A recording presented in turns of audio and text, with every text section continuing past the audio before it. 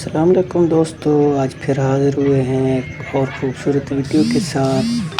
آج ہم آپ کو گھوڑوں کی خوبصورت ویڈیوز دکھائیں گے، کلکس دکھائیں گے۔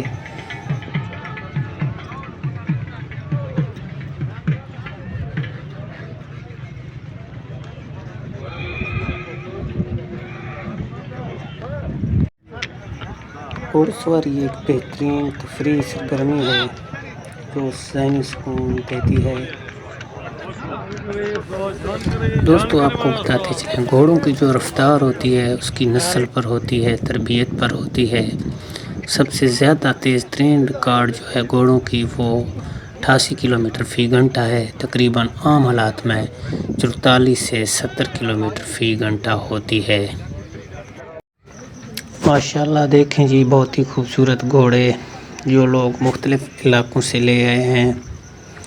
کوئی فروخت کرنے آتا ہے، کوئی خریدنے آتا ہے۔ ماشاءاللہ یہ منڈی سال میں ایک دفعہ لگتا ہے۔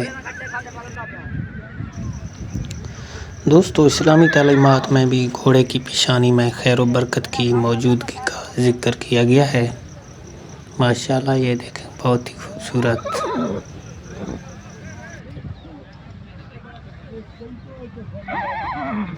ماشاءاللہ یہ گھوڑے بہت ہی پرانے دور سے چلتے آ رہے ہیں۔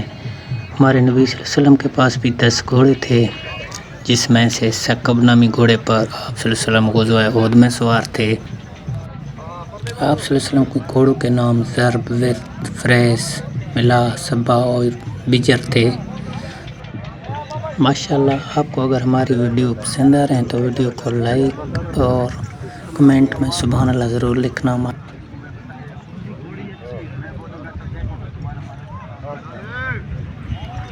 دوستو گھوڑے کی عمر آپ کو بتاتے چلیں، عام طور پر گھوڑے کی عمر اس کی صحت، دیکھ بھال، خوراک، کام کے بوجھ سے کم یا عمر زیادہ ہو سکتا ہے۔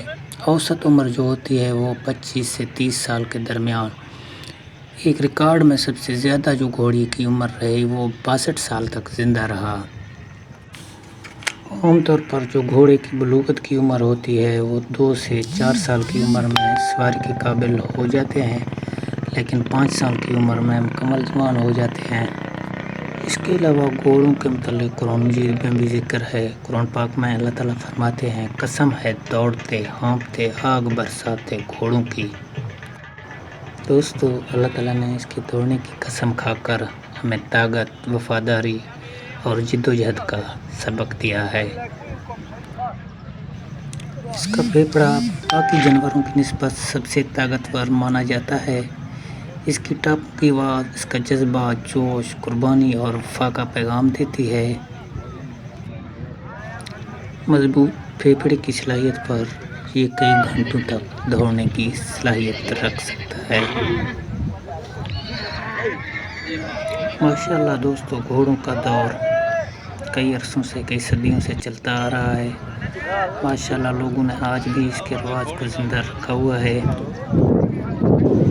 لیکن سائنس نے جوں ترقی کی ہے، یعنی کہ ذہنی دباؤ جو ہے، سٹریس، وہ بڑھتی ہی چلی جا رہی ہے۔ لیکن ماشاءاللہ جو لوگ جانور رکھتے ہیں، جانوروں کا شوق رکھتے ہیں، قدرتی طور پر ان میں ٹینشن کی، اینگزائٹی کی بیماری نہیں ہوتی۔ ماشاءاللہ جانور رکھا کریں، پالا کریں۔ دوستو آج کے لیے چاہتے ہیں اجازت، پھر ملیں گے ایک اور ویڈیو میں، تب تک دیجیے اجازت، دعاؤں میں رکھیے گا یاد۔ خدا حافظ۔